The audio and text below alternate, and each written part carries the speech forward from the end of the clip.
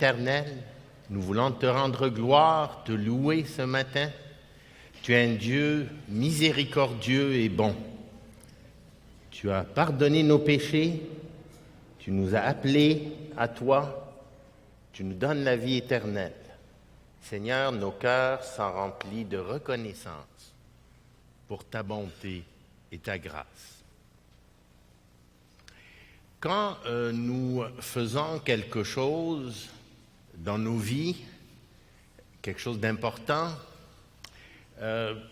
souvent on a une bonne raison de le faire. Parfois, pas toujours. Parfois on se demande pourquoi j'ai fait ça. Qu'est-ce qui m'a pris de faire cette chose? Mais quand Dieu fait quelque chose, Dieu a un plan clair, précis. Il a toujours une bonne raison.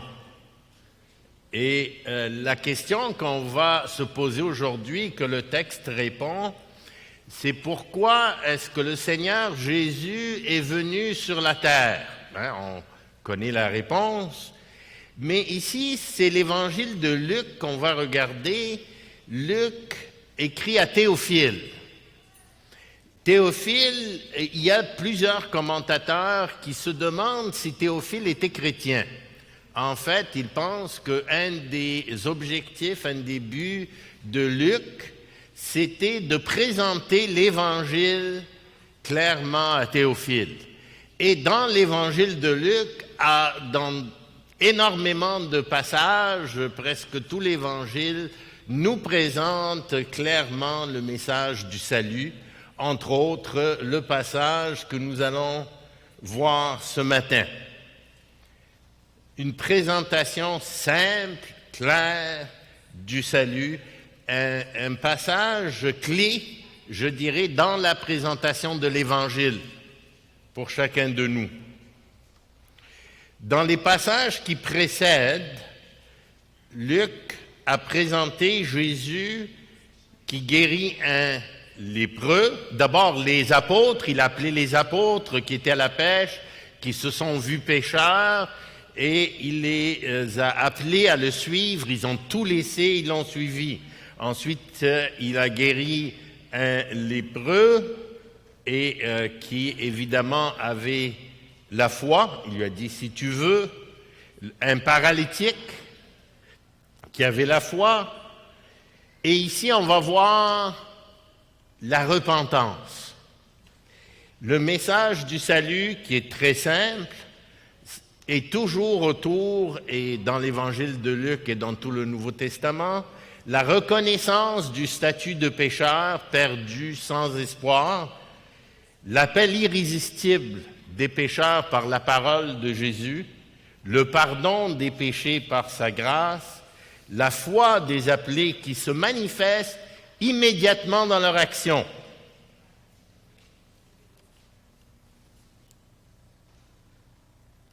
Alors, on va regarder notre passage, et ici, Luc nous présente Lévi. Maintenant, Lévi, c'est Matthieu, l'auteur de l'Évangile selon saint Matthieu. Alors, Luc nous présente, l'appelle Lévi, mais après ça, on le voit parmi les apôtres, comme Matthieu. Alors, après cela, verset 27, dans Luc au chapitre 5. Après cela, Jésus sortit, et il vit un publicain nommé Lévi assis au lieu des péages. Il lui dit, « Suis-moi » Et laissant tout, il se leva et le suivit. Lévi lui donna un grand festin dans sa maison, et beaucoup de publicains et d'autres personnes étaient à table avec eux. Les pharisiens et les scribes murmurèrent et dirent à ses disciples, « Pourquoi mangez-vous et buvez-vous avec les publicains et les gens de mauvaise vie ?» Jésus, prenant la parole, leur dit, « Ce ne sont pas ceux qui se portent bien qui ont besoin de médecins, mais les malades. Je ne suis pas venu appeler à la repentance des justes, mais des pécheurs. Ils lui dirent, les disciples de Jean, comme ceux des pharisiens, jeûnent fréquemment et font des prières, tandis que les tiens mangent et boivent. Il leur répondit, pouvez-vous faire jeûner les amis de l'époux pendant que l'époux est avec eux? Les jours viendront où l'époux leur sera enlevé, alors ils jeûneront en ces jours-là. Il leur dit aussi une parabole. Personne ne déchire un habit neuf, un morceau pour le mettre à un vieil habit, car il déchire l'habit neuf, et le morceau qu'il en a pris n'est pas assorti au vieux, et personne ne met du vin nouveau dans de vieilles outres. Autrement, le vin nouveau fait rompre les outres, il se répand et les outres sont perdues. Mais il faut mettre le vin nouveau dans des outres neuves. Et personne, après avoir bu du vieux vin, ne veut du nouveau, car il dit le vieux est bon.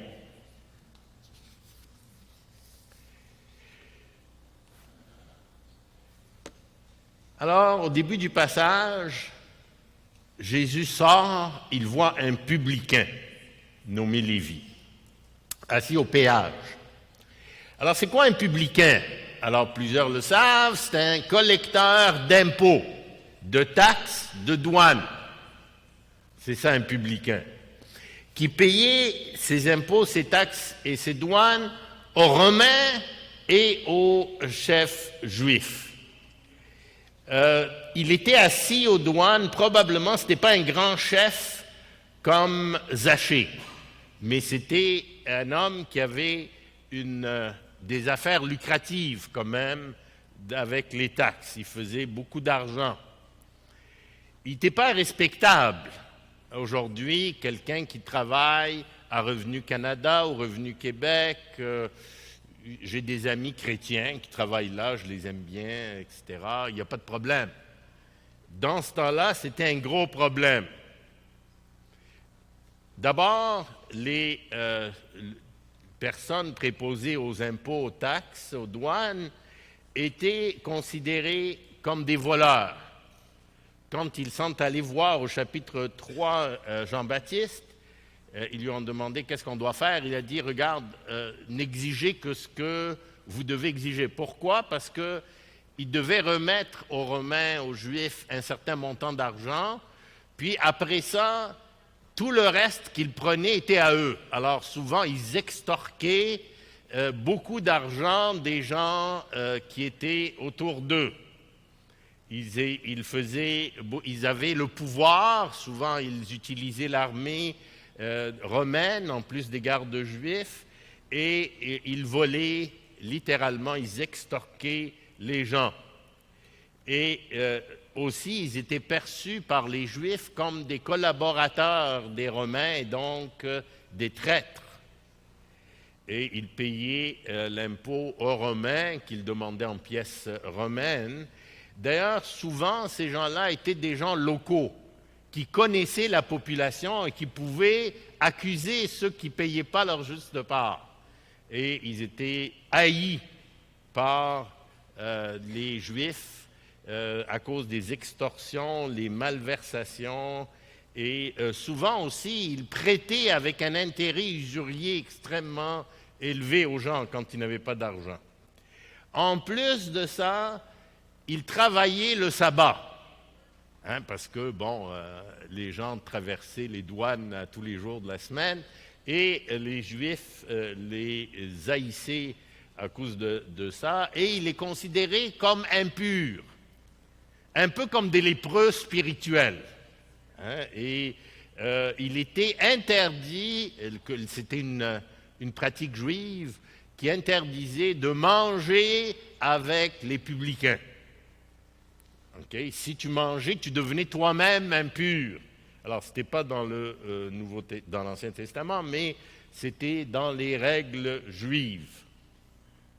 Si tu mangeais avec eux, tu étais contaminé et tu devenais impur toi-même.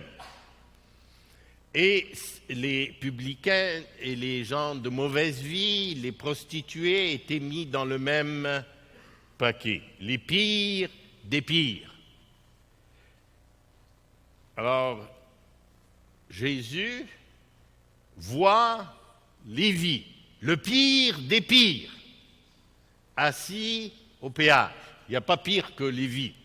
Aujourd'hui, si on voulait faire un parallèle, on dirait un criminel, mauvais, méchant, membre des gangs de rue et qui extorquait l'argent au commerce, un peu comme on voit un peu partout. Hein. Vous avez... Et qu'est-ce qu'il lui dit?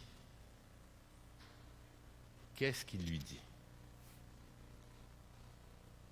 Alors, il va lui faire des reproches, je ne sais pas, qu'est-ce qu'il va lui dire? Il lui dit, suis-moi. Comme il a fait avec Pierre, Jacques, suis-moi. Suis-moi. Jésus l'appelle. Ce criminel, ce méchant, ce bandit, il l'appelle. Suis-moi. Probablement que Matthieu, Lévi, il avait déjà entendu parler. Mais en tout cas, comment il réagit? Il se lève, il suit Jésus, il laisse tout. Laissant tout, il se lève et il suit Jésus. Et il a laissé beaucoup d'argent sur la table. Et une fois qu'il s'était levé, qu'il était parti, il n'était pas question de retourner. Les apôtres pêcheurs qui étaient à la pêche pouvaient retourner après avec leur père. D'ailleurs, on les revoit un peu plus tard à la pêche. Lui, là, c'était fini. En plus, il était dans une mauvaise posture parce que tout le monde l'haïssait, mais avant, il avait la protection de l'armée romaine et des gardes. Maintenant, c'est fini, là. Puis le monde l'haït, alors il était vulnérable pas mal.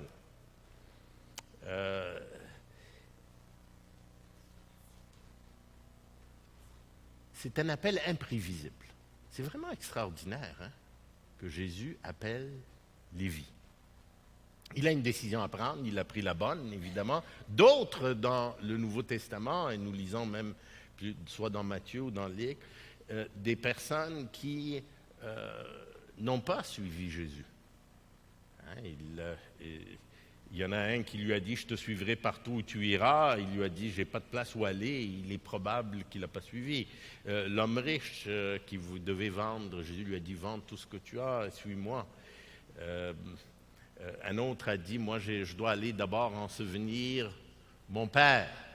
Hein, il lui a dit « Laisse les morts ensevelir leurs morts, toi, suis-moi ». Alors, il y a un choix, hein, que Lévi a fait, mais on sait aussi que l'appel de Jésus devait être irrésistible pour Lévi. Alors, Lévi a eu la bonne réaction. Il a tout laissé, il l'a suivi sans condition. Une obéissance extraordinaire, exemplaire, immédiate, sacrificielle, ça lui a coûté quelque chose. Et il suivit, le verbe suivi, c'est un verbe en présent continu, c'est-à-dire qu'il a suivi et après ça, il a continué à le suivre tout le temps. Un apôtre, Matthieu, humble, silencieux, auteur d'un évangile, mais assez effacé. Alors, Lévi suit Jésus, qu'est-ce qu'il fait après? Qu'est-ce qu'il fait? Il donne un grand festin dans sa maison. Et beaucoup de publicains et d'autres personnes sont à table avec eux. Qu'est-ce qu'il fait? Il amène ses connaissances, les gens avec qui il travaillait, les gens qui étaient... Venez voir Jésus. Hein? J'ai suivi Jésus, je crois en lui, venez voir. C'est la réaction d'un cœur converti. Je ne sais pas si on se rappelle notre conversion, mais si on a une vraie conversion, la première chose qu'on aimerait faire, c'est partager le message, la bonne nouvelle avec tous ceux qui nous entourent. Évidemment, ce n'est pas long qu'ils nous rejettent, mais c'est notre désir, c'est ce qu'on veut faire. Un cœur reconnaissant, un grand festin. Il est déterminé à s'afficher avec Jésus. Il n'a pas honte, il ne le fait pas en cachette, il n'a pas peur. Il s'affiche avec Jésus. Il veut partager l'Évangile dès sa conversion. Le signe de la vraie foi, elle porte à l'action. Quand on est chrétien depuis très longtemps, nos connaissances non chrétiennes diminuent. On a moins cette capacité. Mais il nous faut continuer à le faire. Alors, il n'invite pas les personnes importantes de la société. Il invite ceux qu'il connaît, ses connaissances. Et ses connaissances, ce n'étaient pas des gens très gentils. C'était comme lui. Des voleurs, extorqueurs, malhonnêtes, violents. Wow. Il les invite à rencontrer Jésus. En fait, si Lévi, le méchant, a été pardonné, eux, les méchants, pourraient aussi être pardonnés. Personne n'est un cas désespéré. Alors, c'était un long souper. Un long souper, les gens n'étaient pas assis à table, c'était couché pratiquement et ça durait des heures. Ils ont eu des longues conversations. Et ces conversations ne devaient pas toutes être édifiantes. Ce n'étaient pas les meilleures... si on écoutait tout ce qu'ils racontaient là-dedans, ça ne devait pas être très édifiant. Ce n'est pas le genre de conversation qu'on voudrait être. Mais Jésus était là. Jésus était là. Évidemment, Jésus est dans cet environnement de pécheurs terribles, les pharisiens et les publicains. Il s'adresse aux apôtres. Alors, ça durait des heures. Alors, peut-être les apôtres entraient, sortaient, ou peut-être les pharisiens sont allés les voir. Mais ils n'ont pas été voir Jésus. Ils ont posé une question aux apôtres. Ils ont dit aux apôtres, écoutez, qu'est-ce qui se passe? Pourquoi vous mangez et vous buvez avec des publicains, des méchants, des mauvais, et des gens de mauvaise vie? Qu'est-ce qui se passe? Qu'est-ce qui se passe? Qu'est-ce que vous faites là? Qu'est-ce que vous faites là? Les apôtres ne répondent pas. C'est qui répond? C'est Jésus qui répond. C'était quoi l'état d'esprit des pharisiens? C'est important de le comprendre pour ne pas avoir le même état d'esprit nous-mêmes, parce que nous sommes tous tentés d'avoir le même état d'esprit. Alors les pharisiens se voyaient comme des bonnes personnes. Ils ne reconnaissaient pas leur état de péché. Ils pensent qu'ils sont justes, pas pécheurs. Alors, pour eux, il y a deux catégories de personnes dans la société, les bons et les mauvais, un peu comme dans les films. Quand on regarde un film, on aime voir les bons et les méchants. Puis quand les bons gagnent, on est content. Quand les méchants gagnent, on est moins content. Alors, eux, c'est les bons. Les autres, c'est les méchants. Eux, ils n'ont pas de péché. Ils sont vertueux, ils sont en bonne santé spirituelle, ils ne sont pas malades. Les apparences sont fantastiques. Pour eux, c'est ça qui est important. Leurs actions. Ils pensent que c'est eux qui représentent Dieu, sans péché. Ils pensent que c'est eux qui ont l'autorité de dicter aux autres quoi faire. Si quelqu'un questionnait leur justice, il était maudit, il blasphémait, rejetait Dieu. D'ailleurs, ils détestaient Jésus qui les traitait de pécheurs. Nous, aujourd'hui, les hommes, si on leur dit « vous êtes pécheurs, vous allez en enfer », ils n'aiment pas entendre ça non plus. Ils sont scandalisés de l'attention que Jésus donne à ces mauvaises personnes. En fait, ils traitent ces mauvaises personnes quasiment mieux que eux qui sont bons et qui méritent. Il demande aux apôtres, qu'est-ce que vous faites avec ces gens impurs?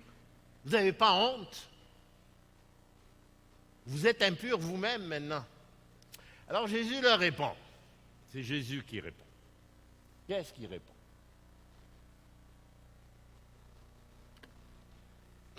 Il répond cette phrase extraordinaire. qui nous enseigne une immense vérité dans l'Évangile que nous ne devons jamais oublier. C'était l'occasion rêvée. En fait, vous savez, quand on enseigne à des gens, parfois ils posent une question. Puis on est tellement contents qu'ils ont posé la question, parce que ça nous permet d'expliquer la réponse de quelque chose qu'on aurait voulu leur expliquer. Alors les pharisiens, je ne sais pas s'ils ont été inspirés, mais ils ont posé une très bonne question. Comment ça se fait que les apôtres mangent avec des mauvaises personnes? Et ça lui permet de nous donner, ça permet à Jésus l'occasion de nous donner une perle extraordinaire, fondement de l'Évangile, une déclaration claire, majeure, une phrase proverbiale. Ce ne sont pas ceux qui se portent bien, qui ont besoin de médecins, mais les malades.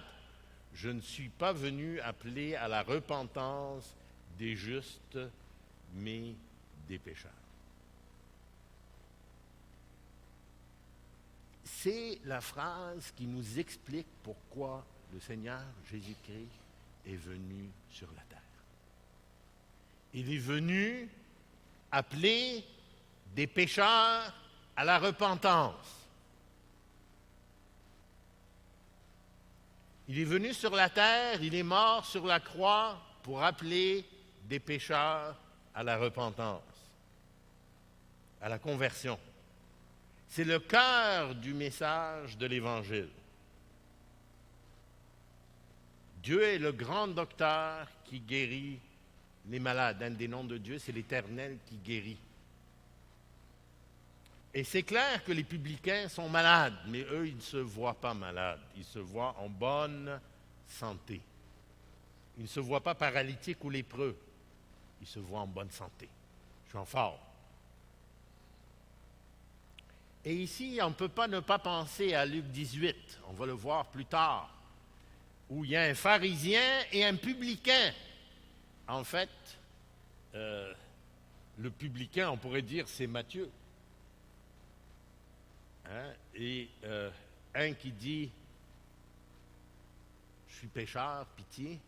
L'autre qui dit « Heureusement que je ne suis pas comme lui, moi je suis bon, je fais des bonnes choses ». Et Dieu rejette le deuxième, mais il accepte le premier. Dieu résiste aux orgueilleux, mais il fait grâce aux humbles. La réponse nous dit que Jésus est prêt à s'asseoir, à manger avec des pécheurs dans un but, pour les amener à la repentance, les appeler. La repentance, la conversion, une transformation radicale, 180 degrés. La repentance est une grâce, c'est un cadeau de Dieu. Et c'est l'Esprit de Dieu qui peut convaincre, qui a convaincu Matthieu de justice, de jugement. Alors, le péché, Jésus est venu appeler des péchés, des pécheurs, à la repentance. On voit Jésus fréquenter des pécheurs, des vrais pécheurs, des méchants, là. Pourquoi il les fréquente? Pourquoi eux se convertissent? Et les pharisiens ont tellement de problèmes. C'est parce que les pharisiens pensent qu'ils ne sont pas malades. Alors, si on n'est pas malade, on n'a pas le goût d'aller voir un docteur. Quand est-ce qu'on aime aller voir un docteur? Quand on est malade. Hein? Quand on sait qu'on est malade, on va voir un docteur, on veut qu'il nous guérisse. Jésus s'est adressé à ceux qui comprenaient leurs conditions. La première étape du salut, c'est de comprendre qu'on est pécheur, perdu, sans espoir, qu'on s'en va en enfer. Sans ça, on n'est pas malade. On n'a pas besoin de Jésus. Toutes les religions qui n'ont pas ce principe que quelles que soient les actions que j'ai faites dans ma vie, quelles que soient les actions que je suis en train de faire, quelles que soient les actions que je vais faire. Je suis pécheur, je suis perdu, je m'en vais en enfer et je le mérite. C'est tout ce que je mérite, la mort et l'enfer. C'est le principe. Matthieu s'identifie avec les pécheurs, pas avec les justes. On ne peut pas avoir le salut si on n'est pas perdu. Dieu sauve ceux qui sont perdus. Il ne sauve pas ceux qui ne sont pas perdus.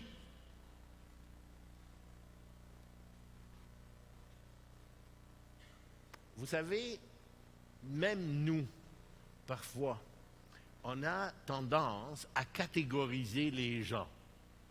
Lui, il est bon, lui, il est méchant. Elle est bonne, elle est méchante. Ah, lui, là, c'est une bonne personne. J'aimerais ça qu'il devienne chrétien. Ah, ça, c'est des méchants, non. Hein, ils ne seront jamais chrétiens. Alors que ce soit la religion, l'éducation, des criminels, savez-vous quoi? Il n'y a pas de bons et de méchants pour l'Évangile parmi les pécheurs. Tous sont pécheurs et privés de la gloire de Dieu.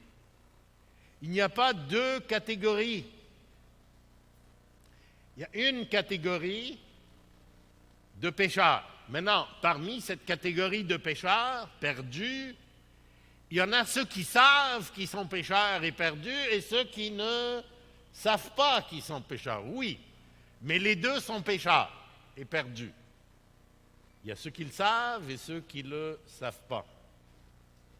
Pour que je sois un enfant de Dieu, il faut d'abord que je reconnaisse que je suis pécheur. Ensuite, que je me repente de mes péchés, parce que Jésus est venu appeler des pécheurs à la repentance. Que je mette ma foi en Jésus-Christ et que je le suive. C'est ça. Et plus on étudie la Bible, plus on s'aperçoit que nous avons des péchés dans notre vie. Un signe de maturité, c'est de comprendre de plus en plus la profondeur de notre état de péché. Et on est en lutte continuelle. Vous savez, l'Église ici, je ne dirais pas qu'on est tous des personnes en bonne santé. Je dirais ici, d'ailleurs, ça m'avait frappé, à un moment donné, on était au camp des boulots, puis il y avait un prédicateur qui s'appelait Roger Ball. Et pendant toute la semaine, il y a une seule chose que j'ai retenue le plus, je devrais dire. Lui et sa femme, ils nous ont lancé un message. On est tous malades. L'Église est composée de personnes malades. Maintenant, on est en voie de guérison. Mais on est tous malades. L'Église, c'est un hôpital. On est malade. On n'est jamais complètement guéri. On va être complètement guéri à notre résurrection, après notre mort. Personne ici n'est parfait, sans péché. On est sans péché parce que le sang de Jésus a effacé par sa grâce nos péchés. Aucun de nous est meilleur que le pire des criminels avant d'être sauvé pour Dieu. Les meurtriers. Un meurtrier, une bonne personne. Pour Dieu, les deux sont pécheurs et méritent l'enfer s'ils ne sont pas repentis et mis leur foi dans le Seigneur Jésus-Christ. Et c'est la même chose pour n'importe qui. Les homosexuels, les pédophiles, tout le monde. Tous les pécheurs. Jésus peut les appeler. On va voir des personnes cette semaine dans le camp d'été. Des pécheurs. Enfants, grands, tous sont des pécheurs. Il n'y en a pas des bons et des mauvais. Tous sont pécheurs. Il n'y a pas d'autre moyen d'être sauvé Toutes les religions fonctionnent avec les actions. Si tu fais des bonnes actions, ça efface. Il n'y a pas de bonnes actions qui peuvent effacer les péchés. La seule chose qui peut effacer les péchés, c'est la repentance et la foi en Jésus-Christ.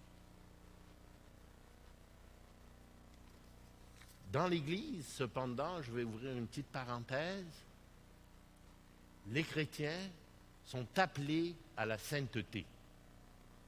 Nous sommes appelés à nous éloigner du péché. Si on voit un péché dans notre vie, Dieu nous demande de le confesser, nous détourner. C'est pour ça qu'il y a la discipline. Et même, Jésus nous dit, quelqu'un qui ne veut pas confesser ses péchés, qui ne veut pas se repentir et qui vit dans le péché, il faudrait l'exclure de l'Église et de ne pas manger avec cette personne. Alors, c'est quelqu'un qui se nomme en frère, qui se dit chrétien, qui se dit sauvé, qui dit qu'il a l'Esprit de Dieu et qui vit dans le péché sans remords, sans confession et sans repentance. À ce moment-là, il se déclare lui-même non chrétien. Dieu nous a appelés à être saints. Ce n'est pas normal pour un chrétien de vivre continuellement dans le péché. Alors, la prédication de l'Évangile. Nous avons souvent l'occasion de prêcher l'Évangile.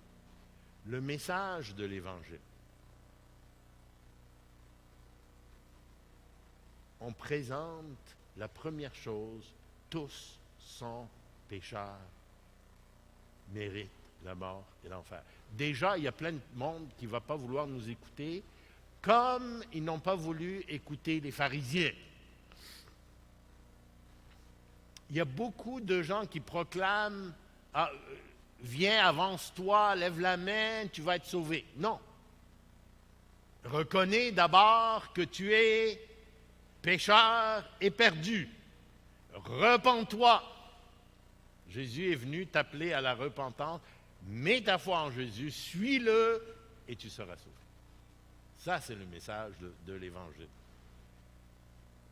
C'est le message de l'Évangile. Pas de salut sans repentance. Jésus est venu appeler à la repentance des pécheurs. Ceux qui pensent ne sont pas pécheurs, il n'est pas là pour eux. Ils ne veulent pas être sauvés. Ils n'ont pas besoin de la grâce. Ils sont déjà bons pour eux. Paul avait une bonne vision de lui-même. Il disait, je suis le pire des pécheurs. Il se rappelait, c'était un criminel, Paul, pour les chrétiens. Il avait tué, il était là, il assistait au meurtre d'Étienne. Il était méchant. Il a persécuté les chrétiens. Il s'en rappelait. Il savait qu'il était sauvé uniquement par la grâce et l'appel de Dieu, qu'il ne méritait pas. C'est pour ça qu'il disait « je suis le pire des pécheurs ». Parce qu'il reconnaissait son état de pécheur. Réponse claire. Et les pharisiens, ils n'ont pas compris. Ils n'ont pas voulu comprendre. Qu'est-ce que Jésus leur disait? Vous êtes des pécheurs. Vous êtes des pécheurs comme ces gens-là. Comme ces gens-là. Alors, il pose une autre question. Ils n'ont pas compris. Ça, c'était l'essentiel de ce que Jésus disait. Mais il lui pose une autre question et ça donne l'occasion à Jésus encore de revenir avec une réponse extraordinaire. Il lui demande il pose une question sur le jeûne. Pourquoi vous ne jeûnez pas, vous autres? Les pharisiens, les Juifs, avaient institué le jeûne comme rituel. Récemment, dans certaines églises, le vendredi, il fallait jeûner, on mangeait du poisson, il ne fallait pas manger de la viande, etc. Certains ont peut-être vécu ça. Okay. Alors, les pharisiens, eux, c'était mardi et jeudi. Mardi, jeudi, il fallait jeûner. C'était le rituel. Puis peut-être c'était un mardi ou un jeudi, ce jour-là. Et eux, ils mangeaient, ils buvaient. Alors, les pharisiens disent, comment se fait que vous ne jeûnez pas, vous autres? Hein, comment ça se fait que vous ne jeûnez pas? Vous brisez notre tradition, hein, des jeûnes routiniers, inventés, visibles. Alors, eux, ils utilisaient ça comme acte visible. On est spirituel, on jeûne. Hein? Ah non, moi, je jeûne. Alors, le but du jeûne, dans l'Ancien Testament, il y a une place où les Juifs étaient commandés de jeûner. Ils ont jeûné à différentes reprises, mais une place qui était commandée, c'est dans Lévitique, pour s'humilier, s'affliger le jour de l'expiation du péché, au 7e mois. Alors, c'était un jour où ils devaient pleurer leur péché et ils jeûnaient ce jour-là pour marquer le deuil de leur péché. C'était une fois par année qui était commandé. Maintenant, il y avait d'autres occasions où dans la douleur, etc., les gens jeûnaient volontairement. Volontairement. Dans l'Ancien Testament, ça a toujours été associé avec la douleur et le deuil. Dans le Nouveau Testament, alors Jésus leur répond. Hein, Jésus leur répond. D'abord, il leur dit, écoutez, il y a une chose que vous devez comprendre. Et ça, c'était une tradition juive, c'est que tu ne jeûnes pas à un mariage. Quand tu vas à un mariage, vas-y, hein, c'est la fête. Parce que sinon, ça gâche le party. Hein, écoute, il n'y a pas de jeûne dans les mariages. Hein, et ça, c'était chez les Juifs, c'était très important, ça. Alors, il leur dit, justement, Jésus leur répond, écoutez, est-ce qu'on peut faire jeûner les amis de l'époux pendant que l'époux est avec eux? C'est moi l'époux, vous voulez qu'il jeûne? Ben voyons, hein, je suis là. Maintenant, plus tard, quand vous allez avoir un deuil, vous pourrez jeûner. Il dit, moi je suis l'époux. Alors, c'est qui l'épouse? L'Église. Hein? Et nous sommes appelés à aller aux noces de l'agneau. De l'agneau. Heureux ceux qui sont appelés au festin des noces de l'agneau. Jésus est toujours avec nous aujourd'hui. Est-ce qu'on devrait se réjouir? Absolument. On devrait se réjouir. Cependant, il y a des choses temporelles, des douleurs, des épreuves, la tristesse que nous vivons. Et dans ce temps-là, c'est pas toujours facile de manger. Hein? C'est vrai, ça? Et c'est des occasions pour prier, se concentrer, résister au péché, Jésus dans le désert, de jeûner. C'est volontaire. C'est souvent associé à des cœurs lourds, des problèmes sérieux. Par exemple, si on a un de nos enfants très malade, ou on est devant un deuil, on n'a pas faim, hein? On n'a pas d'appétit. Quand on prie, il y a des occasions spéciales. Alors, on le voit dans le Nouveau Testament. Mais c'est volontaire. Et ce n'est pas pour se montrer devant tout le monde. C'est pour entre moi et Dieu. Parce que les pharisiens, eux, ils le faisaient, ils se mettaient, ils ne se lavaient pas pour sentir mauvais, ils ne se soignaient pas pour montrer à tout le monde qu'ils jeûnaient, mais ils étaient spirituels. Alors, ce n'est pas, évidemment pas le but du jeûne. Mais après, Jésus nous donne une autre perle, une autre vérité. 3 histoires, une parabole, 3 histoires ou 3 illustrations. On a des belles illustrations ici. La première, et les 3 illustrations veulent nous amener à comprendre qu'il y a une déchirure dans la religion des actes, des œuvres et le salut par la foi en Jésus-Christ. C'est le but de ces 3 histoires. une déchirure avec le judaïsme traditionnel. Et ce que Jésus est en train de leur dire, il y a du nouveau. Il y a du nouveau. Non, parfois on aime le nouveau, parfois on n'aime pas le nouveau, mais il y a du nouveau. Hein, il y a du nouveau. Et en fait, le message de l'Évangile, c'est du nouveau par rapport à toutes les autres religions. Juste regarder. Évangile, bonne nouvelle. Hein? Les choses anciennes sont passées, voici, toutes choses sont devenues nouvelles. En fait, dans le passage, on a 7 fois le mot nouveau. Les rituels de l'Ancien Testament, c'est dépassé, c'est fini, c'était réalisé, c'est accompli. Le glorieux message de l'Évangile. Et dans le Nouveau Testament, le mot nouveau, nouvelle, revient à de nombreuses reprises. On a une ère nouvelle.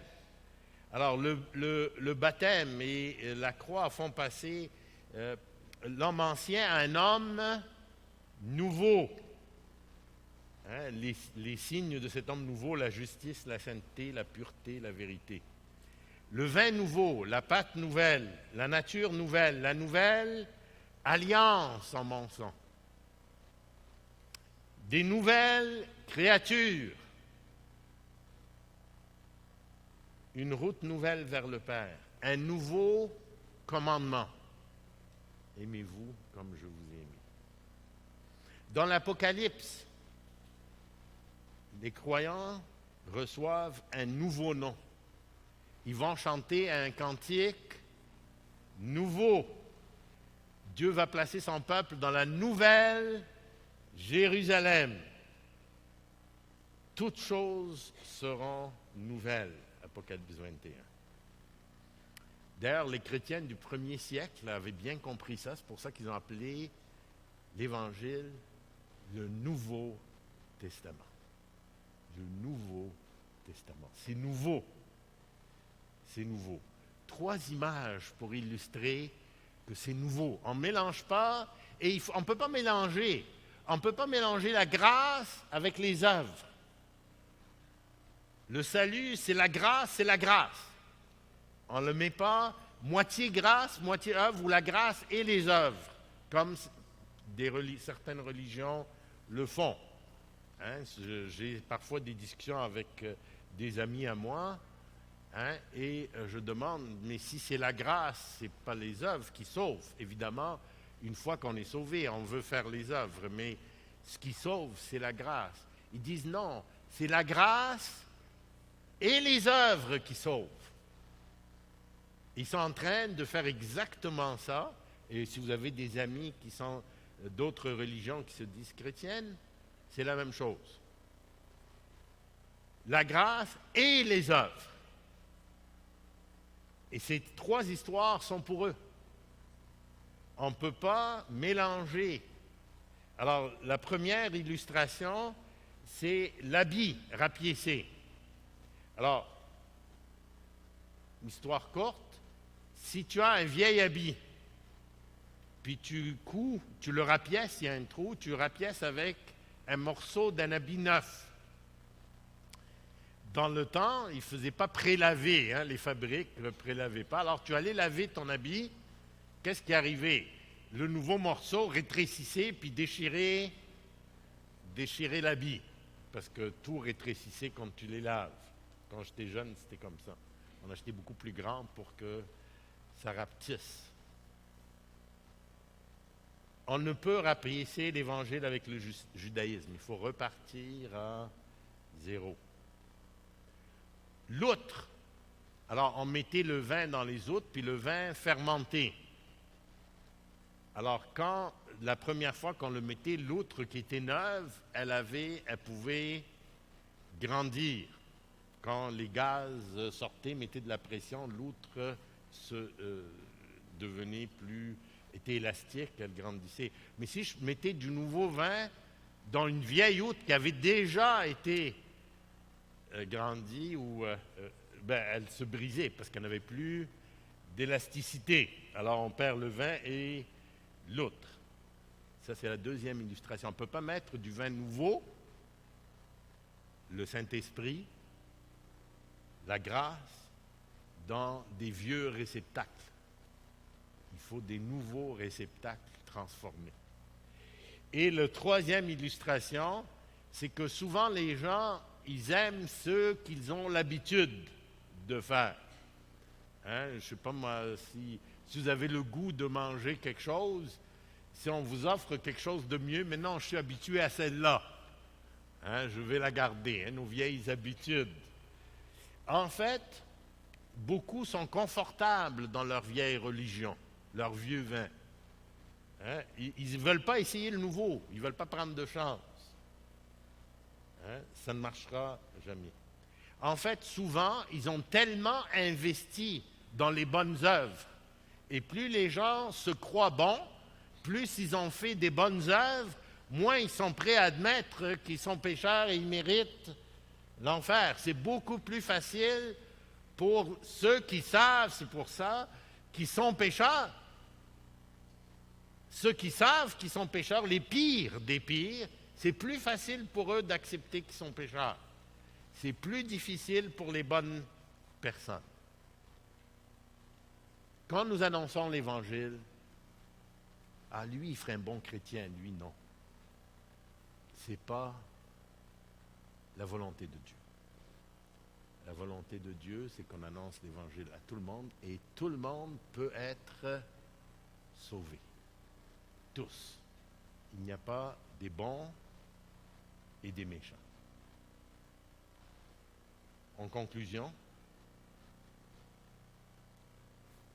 Jésus a appelé un publicain, un grand pécheur, un mauvais, un méchant.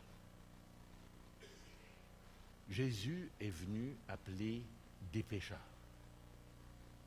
C'est le seul chemin pour être sauvé. Il n'y en a pas d'autre.